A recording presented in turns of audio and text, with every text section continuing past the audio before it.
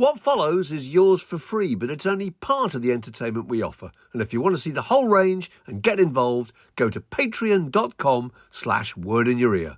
And now, on with the show. Word in Your Attic, a Zoom with a view.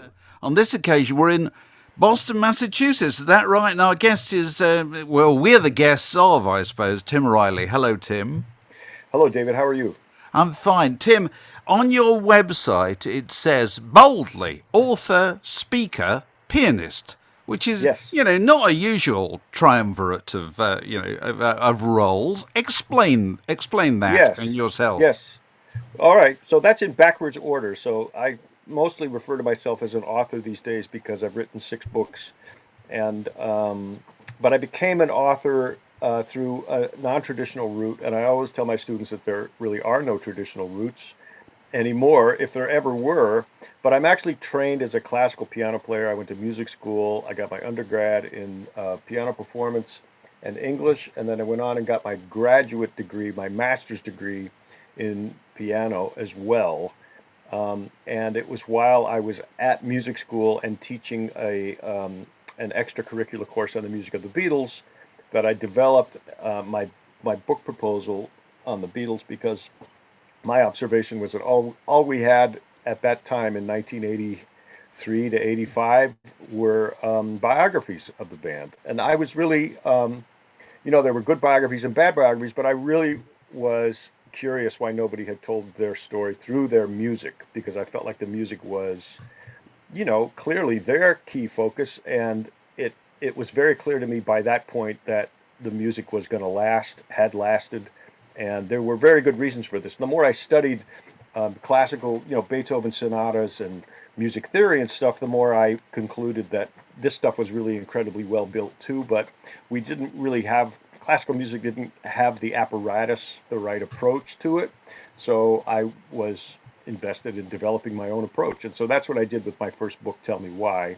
And then I also worked for a long time on the speaker circuit, delivering First Amendment speeches, because the Robert Mapplethorpe scandal in 1990 over here in America was a very big deal. And they really sort of demonized this guy, and it was homophobic and stuff. And so I went on the speaker circuit at college campuses. And this was, before the web, before we had like the history of information at our fingertips. You would hire specialist speakers on different subjects on different campuses, and I showed up and gave sort of a history of First Amendment rights, free speech rights. It's free speech, isn't it? Yeah, right, okay. Right. So the basic ACLU First Amendment rant. And, I saw my pathway to that space because when I was in college, a jazz critic named Nat Hentoff came to speak to our school. And I found him very inspiring. And as you know, he was a really prominent jazz critic, wrote lots of liner notes, a longtime columnist for the Village Voice, but his voice column was devoted to First Amendment issues. Oh, really? So I had an example of a music critic who actually, had some depth and some breadth to his specializations, and that really fascinated me. And he was a really big role model, and he was also very nice to me. The several times I met him and dealt with him, he was a very kind person. So okay, he was very much a role model. Right, so that's author, speaker, pianist explained. So where we usually start with these things is we ask people if they can tell us what they can remember about the music playing equipment in their home when they were a child. Can you remember that? Oh, vividly, because I was fascinated by it. It was a Fisher console tube unit, and it looked a little bit like a child's desk. So it had 4 legs that you could screw and unscrew, and then the console was 2 speakers in the front, and they were left and right, I'm pretty sure, and then a record changer sunk down into the middle of the cabinet. And you would lift the door up of the cabinet, and you could prop it open, and you could stack your records and then play 3 or 4 records at a time through a record changer. And then the volume knobs were on the side, and I believe it had like volume, balance, bass, and treble going down to the back. And it actually had inputs for auxiliary inputs in the back. It had, so it was, and I was just trying to look it up. It was like called the presidential console or the executive console. It was a midline stereo console, tube console. And I later sort of inherited it, or rather absconded it up into my bedroom and took it apart and learned how to hook up headphones to it and all of that stuff because I was I was pretty rabid about what kind of equipment I was going to use and listen to. So were your parents keen on music? They were. My mom was a very big music fan, and she sort of played the clarinet in her marching band in high school, and was an alto in the choir. She was a passionate music lover. She loved opera, so the opera was on in our house every Saturday afternoon. The Metropolitan Opera was broadcast, and my form of rebellion was I shunned opera, so I much prefer absolute music and symphonic repertoire. And she was really jazzed that I was a piano player. She just thought that was the bee's knees. She thought that was the coolest thing ever that her son grew up to be a piano player. So you haven't still got any of the records that they had in the house when you were a child? Well, uh, I probably do. So a very big record in our house as a child was Giancarlo Menotti's Amal and the Night Visitors. And that was a very big deal as a TV show for us, too. And I remember seeing that as a kid. And then I actually went on and trained as a boy soprano and sang that role. So the one opera that I actually have sympathy for, I did the lead role, and then I went straight off opera. No more opera after that. Thank you. Right. But yes, no, I remember a lot of our records. She had Gershwin's Concerto in F. She had several Menotti operas, The Medium. She had, she had some Christmas records, the Harry Simon Chorale. I remember these records quite vividly. I was also, as a child, we also had Herb Albert and the Tijuana Brass. Right. I remember learning those. I remember like memorizing those arrangements, the Herb Albert Tijuana Brass. Yeah, Do you have a copy of Whipped Cream and Other Delights, which was that the was not one of them, but one of my sauciest favorite. LP cover of its era? Exactly. But one of my favorite pictures on the web came around a couple of years ago where that model posed with that, and she was, 80, and she posed with a Oh, picture of really? herself. Now, you can go find it on the web, and it's a really wonderful photograph because she sort of has this look in her eye like, yeah, we all did stupid things when we were younger. Yeah. So what was your first pop record you bought? Oh, so that's easy. That was Freddie and the Dreamers.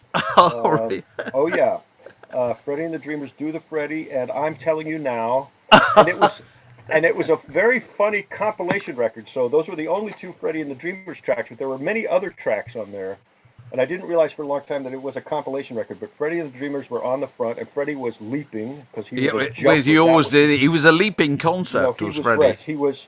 He was so suave, that guy. Very, very strange. It took me a long time to figure out what Freddie and the Dreamers was all about. And then my very first rock and roll album that I bought at a Kmart was Abbey Road. So that would have Oh. been when I was 9 years old. So I did get to the Beatles, late through their last album. But I remember that record breaking, and I remember everybody listening to that record and talking about that record. And then the next summer, I went and saw Let It Be in movie theaters, and then I was off to the races. Then I was just totally obsessed from then on. Yeah, So you kind of experienced the Beatles backwards, so to speak. backwards, right? But I lived in a college town in Boulder, Colorado, so I feel like I was very lucky because there was a lot of used record stores there, and I started collecting Beatle albums. Just basically, whenever there was a Beatle album and I had enough change in my pocket, I would snatch it up, and I started collecting all these Beatle albums. And then I started also noticing that the authors had the song had different authors on the early albums. So I started looking for Buddy Holly records. I started looking for Carl Perkins records. I started looking for Little Richard records and collecting all that stuff and reading all the interviews. And then a very dear family friend of ours had the most unusual and exotic release of a Beatles record I'd ever seen, and it had a fancy psychedelic illustration on the front, and it was called the Beatles Oldies but Goldies. Oh yes, yeah, And it was a British label, and it was yes. a British release. And I thought this was the most fascinating thing in the world, that they were actually British releases. And then I started noticing that whenever I found a British label release of the Beatles, it had different tracks on it, and that just set off a whole new layer of fascination. So I started to figure out that the American releases were different, and that's what led me to arguing in my first book, Tell Me Why, that if you understand the British sequencing of the records, they start to make a lot more sense. The the evolution, the development of the Beatles makes a lot more sense. And those song sequences are much more careful and thought through. The American record releases, I think, are far inferior. And I know there are people who defend those American releases. Yeah, there are actually. It's curious, isn't it? It's the same Which with the is curious, Stones. yeah. Yeah. Well, it, I sort of have let that go. I mean, people are so passionately attached to these records from their youth, right? So it's not really a critical argument you're having, but I argue that the development of the concept record, by the end of side one of the first Beatle album, you have met all four of the Beatles as singers, right? That to me seems like foundational. That does Yeah, not that's true. seem like an accident, right? No, that's true. Right? And then the first several Beatle albums finished with John Lennon singing lead. The first two are covers, Twist and Shout, and then Money. That seems to me very, very significant. That is not an accident. Both those records end with John Lennon singing. I think that's an assertion of leadership, and I think that he is really saying, I'm the only guy who can bring these records to a close. And as you understand the development of the Beatles, then you start to see, oh yeah, so Tomorrow Never Knows has actually the same slot, right? The very Yes. last song on side two. So I think you can start to make sense of the power dynamics in the band by those song sequences. So learning that the American sequences were different was a big deal for me. But anyway, living in a college town and collecting records through all the used record stores was really, really that was my teenage years, right? And we did. I knew I was doing it backwards, but I was just so enamored of the Beatles. And then we had our own, we had Steely Dan and we had Led Zeppelin, and it was sort of like, yeah, there was some kind of golden era that had just passed, but we were doing just fine. Thank you very much. We were going to make our own, and everyone was waiting for the next Beatles. And there was a lot of talk about that. Like, we just fully expected the cycle to just start all over again. And of course it didn't. And it took us a long time to just sort of make our peace with that and realize, well, it's not going to be another Beatles or another Elvis. And we're just going to have to get used to that and sort of keep swimming. Yeah. But those are my very earliest memories of joining in the rock and roll story. And I think we all join at different phases, right, in different ways. And the thing that I learned from the music that I love about the music is that the music is always conveying this message that, yeah, it doesn't matter when you join, right? You can join up at any time, and we'll get you caught up, and you just follow the arrows and connect a few dots, and you'll be fine. It's funny, isn't it? Yes, because I often think this because I was born in 1950, so I feel that whole era, the Beatles and Bob Dylan and the Beach Boys and so forth, I kind of experienced it in real time. Right, So that's my memory of it. I can remember how it felt when the next record came out. But obviously, right, fewer and fewer people you can say that about. right. People come at Well, this stuff in all. They come at it like they come at classical music nowadays, don't they? They don't start at the beginning, obviously. well, no, I think there was a very, I think it was. I have often done this thought experiment of what it must have been like to be in junior high with the Beatles, and then to go through high school and get through the whole Beatle development, to actually come of age as the Beatles are going through this gigantic artistic story.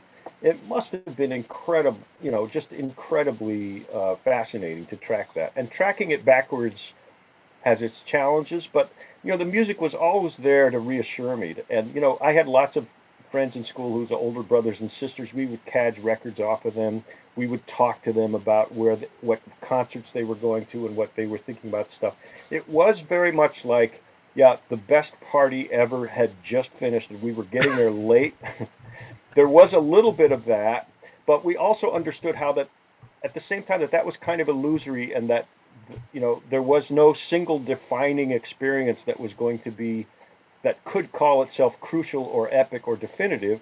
That the more you engage with the music, the more the more you were going to find reassurance that we all just join at different times, and we all have our own learning curves. And then for me, the defining moment really was, so I saw the Who in 1975 with Keith Moon. I mean, that was very, uh, Who by numbers, you could tell that was not at the same pitch as Quadrophenia, but I can't tell you how thrilling it was to see the Who in 1975 with Keith Moon. I cannot tell you how thrilling it was.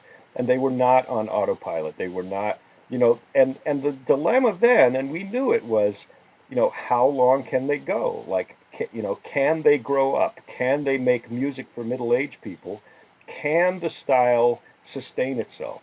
And so I've caught more of that wave, and that has been a really fascinating wave to watch as it proceeds, because of course, even in '75, nobody thought we'd be talking about The Who in 2022. Nobody thought The Who would still be on stage. Nobody thought any of this was going to last. That's part of the fun of it, right? Is how accidental it's been and how. I was looking at the Rolling Stone record guide the other day, which is a book that came out in 79, 80 or whatever it was, Right, something like that. And you think, how many Bruce Springsteen records were there? Three. right, Three. How many are there now? 26. right. Well, right, and Springsteen was another great pivot point for me because I saw the Darkness tour in 1978, and that was the week after I graduated from high school, and so I was right. I was at the perfect moment for Springsteen, and that was the moment I finally felt like, oh, this guy's mine. Like I get to watch his career, and we could tell he was a careerist. You could tell that guy was going to be on stage for many, many years. You could tell he was going to be storming the world for years to come. And he sort of inherited that burden of, okay, so what do you do when you're the biggest rock star in the world and you've done your big tour and Born in the USA and you've conquered the world? Then what, right? So his dilemma was, so now we've taken things as far as they can possibly go to the known universe, like no other rock and roll's gotten to this mountaintop. What next? And then so he did some different things. He did solo tours, and when I saw, you see him solo acoustic, and it's like, well, that's an interesting, right? And then he did Tunnel of Love. That's an interesting move. Those moves at that point were completely new to the Yeah. style, Yeah. and he had to invent his whole middle age and then late age persona. Now, of course, Dylan is doing it, but in a much more haphazard and scattershot and inconsistent, kind of flailing about in that very entertaining flailing about way. But Springsteen definitely had the self-consciousness of, it's sort of up to me to sort of pave new ground here. Yeah. More deliberate, say, than Dylan. So, you talk about Bob Dylan. We were talking the other day, and you were saying that you're grievously disappointed by Bob Dylan's current book Oh about. yeah. Oh, no. I think it's, I think it's offensive. I think it's revealing in ways that he didn't anticipate and are unselfconscious. I think it's deeply misogynistic. I think it's faintly racist in certain passages. I think his treatment of Sam Cooke is absolutely abhorrent. I mean, to criticize the way Sam Cooke died as though that's Sam Cooke's fault the way he died. I mean, no, there's some real barbs in there that I think are deeply offensive. And he's getting a free ride. Like Dylan, Dylan coughs and people say, "Oh, this is the most genius cough ever." I do not understand. He has so much money in the bank with his audience and with many of his critics that, people are unwilling to say, "Oh, this guy has no clothes on." I mean, this guy is, and he still surprises me. I did not anticipate that I would like Triplicate, and I actually quite adore Triplicate. I think Triplicate is in a series of These are the standards, aren't they? the Frank Sinatra, Frank Sinatra. The Tin Pan Alley. I mean, the critical thought experiment I like to play with Triplicate is, that Dylan can sing this material as beautifully as he does, and actually, they're the least likely Dylan material, but also the least likely Dylan deliveries. In other words, Dylan is stepping out of the way and letting the songs be the focus. That's a very humble. I mean, Dylan is not a humble guy, so having that humility in those recordings, I think, is quite striking, especially from Dylan. But also, it's impossible to imagine it in reverse. In other words, it is impossible to imagine Frank Sinatra doing a Dylan album. No. I mean, Frank Sinatra could not find his way through the opening verse of a Dylan song. I mean, it simply would never. It couldn't do it. He could. So, Well, he famously he changed the words of Paul Simon's. Was it Mrs. Robinson? He changed the oh, words, didn't he? Because he couldn't bring himself to. it doesn't surprise me. And he thinks something is Lennon and McCartney's greatest Yes, song. absolutely. Like, it's just stupid stuff. But that that Dylan and that rock and roll can actually embrace and swallow and inhabit and kind of recontextualize Tin Pan Alley, it proves that rock and roll, I think, is bigger, better, more durable than Tin Pan Alley. I mean, it says something very fundamental about the style. As an aesthetic argument, I think it's really quite daring, quite interesting. But the Dylan song, this writing about these songs is really, and Jeff Dyer makes the point. So there's been a couple really interesting pieces lately. Jeff Dyer wrote that the songs that Dylan chooses are just so subpar compared to Dylan songs. Like Dylan, there's no way these songs measure up to the quality of most of Dylan's songs, right? So it's very odd, and that is actually very conceited and kind of patronizing. Dylan is going to praise a bunch of low-level, some of them are obscure and great. Some of them are just obscure and not great, right? And he hears something in them, but none of these songs, no one's ever going to say, "Oh, that's just as great as a Dylan song." And of course, he will never say that. So, the choice is interesting, but only so interesting. Again, he he wants us to think that all of a sudden he's turned poof into a critic. Now, Chronicles was a really interesting piece of work. I have this theory that Chronicles was actually a genius turn by some editors, that they took some very raw material and figured out how to turn it into a book. Because we have no other evidence. I mean, Chronicles now sticks out like a sore thumb as a really great piece of prose that has no equivalent anywhere else in Dylan's catalog. Tarantula is just unreadable. This Philosophy Modern song, he can't write. I mean, it's full of cliches. It's full of hyperbole. He doesn't make any sense. He contradicts himself. This is not well edited material. Chronicle is an incredibly well edited piece of work. So what can we assume but that he had a lot of help with that? Yeah, yeah. Well, I'm sure. Well, it's like a theme time radio hour, isn't it? Well, He so I he think this clearly is had a huge right. team working on that. But I'd much prefer to listen to him be a DJ than to Yeah, try and read his attempts at prose. His attempts at prose are clumsy and feeble, and and passages are unreadable. And the whole voice is just weird and not very impressive.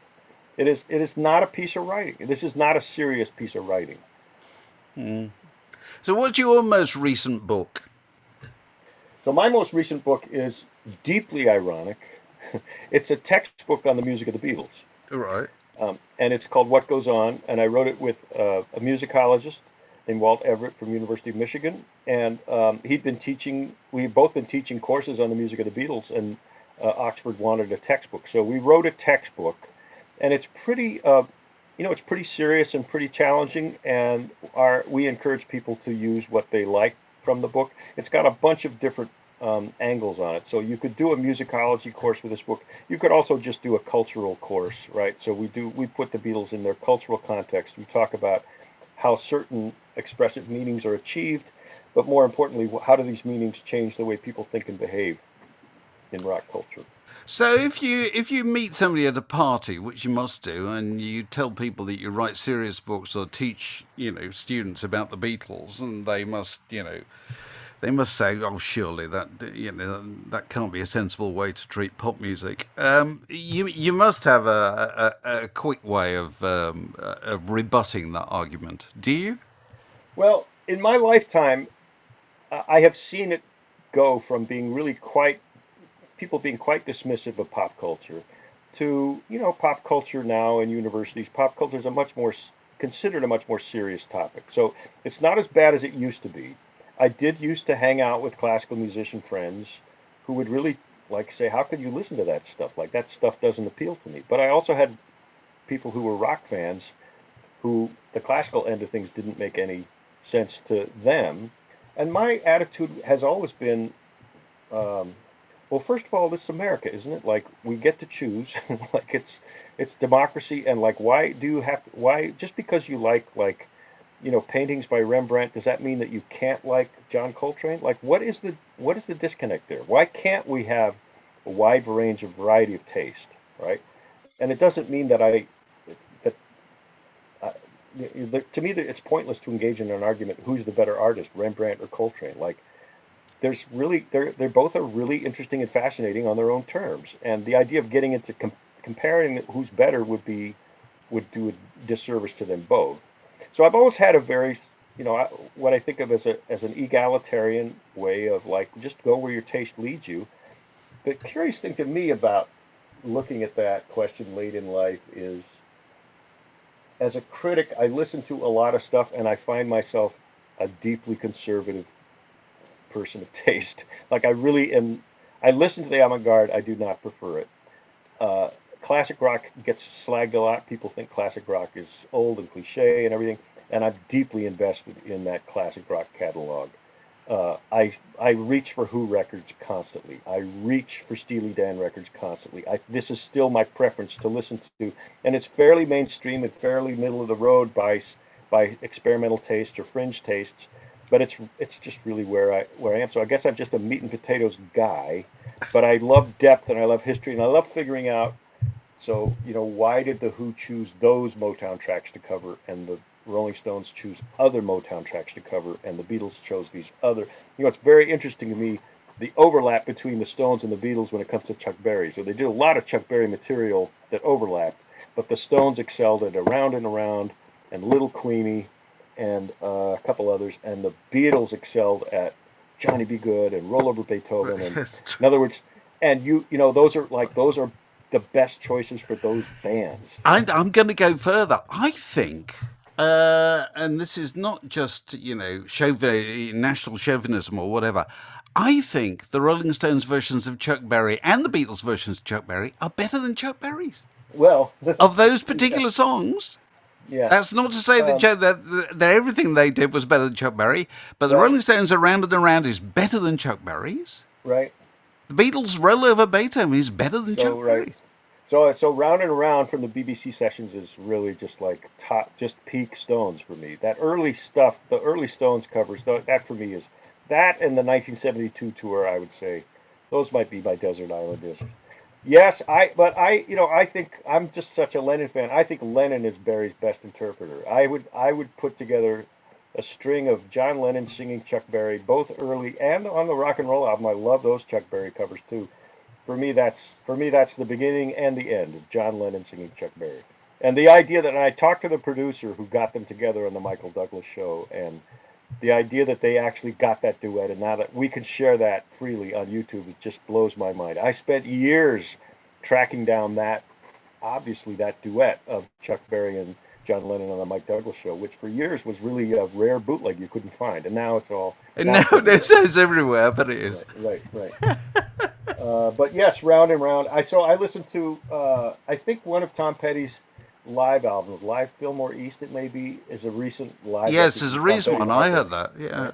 So they do Round and Round, and I put it on, and I was like, they just shouldn't do this song. Like they just sound so inferior to the Stones. Like they should choose They should choose a Chuck Berry number that very few people cover. They should not cover the Rolling Stones covering Chuck Berry. It simply is sacred Rolling Stones material. I think you're right. Yeah. Actually, the other Rolling Stones brilliant Chuck Berry is the B-side.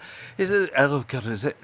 Let It Rock. They did the live version from 1971 or 2, done at Leeds University, and they've just got.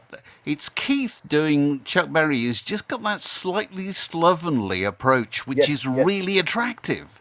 Which Chuck wouldn't do it quite like that. Well.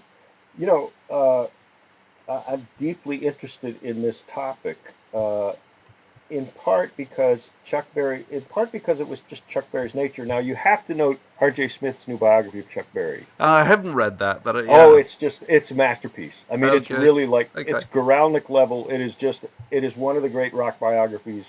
I'll send you a clip. I just love this book so much. So partly it's Chuck Berry's nature, partly it's his frame as a black man. He cannot be as incendiary as some of his material calls for. As a performer, it's just verboten. It's just not, it's like the Marvelettes and Please Mr. Postman. Is that right? It's the Marvelettes, right? Yeah, I yeah. mean, what John Lennon does it is just like that. A black performer in America could not be that lustful. It's No, I just not. suppose so. It's not Yes. allowed. All right. So one of the key things that happens as it goes to England is the lust just It comes gets straight. sexed up. That's a Right. really Right. interesting point. Well, no. It's no. It's exactly what happens, and it's Yeah. because they can hear it and they can do it, and then it becomes acceptable for us to hear the material that way. But Motown is engineered to check that lust, It's right? And so really you interesting. have to hear the lust in Marvin Gaye songs as sort of subtextual, right? It's there, but it can't be overt, right? Yeah. So, and I'm very interested in this topic. It's a very big topic in the Lennon biography about how uh, rock history sounds different to British ears than it does to American ears. And I very much wanted to tell the story of rock history through John Lennon's ears. And now, Right. obviously, my access to a lot of that is very limited as an American, but I was very grateful to get nice reviews from British critics. And I really do think that a big piece of the story is when the Beatles appear on Ed Sullivan, it is doubly surprising. Not just that rock and roll is thriving, that clearly what the Beatles signal is rock and roll is alive and well and thriving, and we have a whole scene, and you can tell that we come out of a larger scene. Like this is not just a band in isolation. This is a band that is deeply invested in a conversation with the music, with other musicians. But that it's British ears reflecting this music back to us, which is about the least likely thing that we could have ever expected. It's almost like, if a Danish team came and won the World Series in baseball. I mean, Well, it would just quite. be unthinkable. It's too American. Brits would never get this. The Brits reflect it back to us with mastery, with intellectual command, with a deeply engaged self-consciousness. Is still something that's really quite shocking to us American ears because that means it's respectable, which it should never have been. Oh, right. So it's uh, respectable because it's British. well, yes, It's kind and of because it's BBC. Yeah. right as because Eddie Izzard says, like this is where the history comes from, right? Is Yeah. over here in Yeah. Europe, right? Yeah. Um, and so they give it new life, and they help make it respectable. And then rock history becomes so. That's my vantage on rock history is all through the Beatles, right? And they turn out to be a very very useful portal into rock history because they had such great taste, and they sort of give it a frame that where a frame hadn't really existed before. And nobody's come up really with an alternate frame. Everyone's playing still with that frame. Our mistake lately, I've been reflecting on this a lot too. Our mistake has been thinking that it was a new paradigm that was going to last. And I think it still has lasted, but it's not dominant anymore because we have the new rack frame, and Yeah. you know that Yeah. has you can live inside that rack frame and not care about the rock frame anymore. Well, there is that theory well, and this relates to the classical era, doesn't it, as well? That musical movements have 40 years. Right. That you got the jazz age is kind of 40 years. You got the rock and roll age is about 40 years. Hip Well, hop. and yeah, and we needed to really pay more attention to the jazz um, sequence of things because rock is much more analogous to jazz than some of the others. So maybe that's in pop culture terms with mass media. Maybe that's more the yes. But now rap is coming up on 30, 40 years, Yeah, well, right? this is So it. So what's next? right, Yeah, yeah. right. So what's next? Yeah. Well, look, Jim, it's been a fascinating conversation. I feel we may resume it at some point in the future. Well, that would be fun. I feel like we're fast friends here. Uh, so, what we traditionally do at the end of these chats is ask people to tell us what is the greatest record ever made. And Oh clearly, well, clearly, you're in a position to know the answer to this question. well. um, Yes. So greatest record ever made. So I'm very tempted right now to say "Blonde on Blonde" by Bob Dylan, '66, both because you get double your money, and you sort of is a great space to get lost in, and there's great range and variety, and it's a record that has puzzled me for years and years and years, and I deeply love the puzzle of that record, and I look forward to spending many many hours dazzled by it. I've read all about the sessions. Um, I just think he's working at a level there that is just just absolute peak. And I love the humor of it, and I love the deep melancholy of it, and I love the wildness and the deeply disjointed uh, anti-conceptualness of it. Um, and I love the singing, and I love so much of the playing, so much masterly playing, and the grooves they find on like Sooner or Later, One of Us Must Know. I still reach for that track, and the groove on that track just sends me every single time. That will stand as my greatest record ever made. Okay, Blonde well on Blonde. that's good. Well, nobody's going to argue with you on that. It's only recently I discovered that I was reading something that on Sand-Eyed Lady, which at the time would seem like the longest track. Well, it clearly was the longest track anybody had done at that point. The band had no idea it was going to last that long, Yeah. so they just thought, So "How it's long is he right. keeping going?" It's part of his technique, which I really admire, which is he really loves the accidental. He loves setting a song off to sail and then not having a navigation and having the musicians feel their way through it. One of the things I love about like a Rolling Stone, for example, is the way you start to hear the band catch on to how big the song is and how every single return of the refrain is actually meatier and has more depth That's and more, true. and to hear the excitement alive in the room every time, that recording still gets to me. Now, having said this about Blonde on Blonde, I must mention one of my great Blonde on Blonde, my favorite tributes, and I'm sure you know this record. The Old Crow Medicine Show did a live tribute called Blonde on Blonde at 50. No, I haven't heard that. It's a I've heard of blue, them. so But it's a go on. bluegrass treatment of Right? Blonde on Yeah. Blonde. It is fantastic. And now it shouldn't work because they do some rearrangements. The guy as a singer, he's a really wonderful singer, but he's no Bob Dylan. And it shouldn't they shouldn't be able to pull it off, and they pull it off magnificently. It is a magnificent record, and it's all live, and it's a track by track tribute to Blonde on Blonde. So a lot of people don't know this record. I consider it to be like just a great treatment of that material. So there we go. We got two recommendations: "Blonde on Blonde" by Bob Dylan, and then "Blonde on Blonde" done again by the Old Crow Medicine Show many years later. Tim, it's been terrific to talk to you.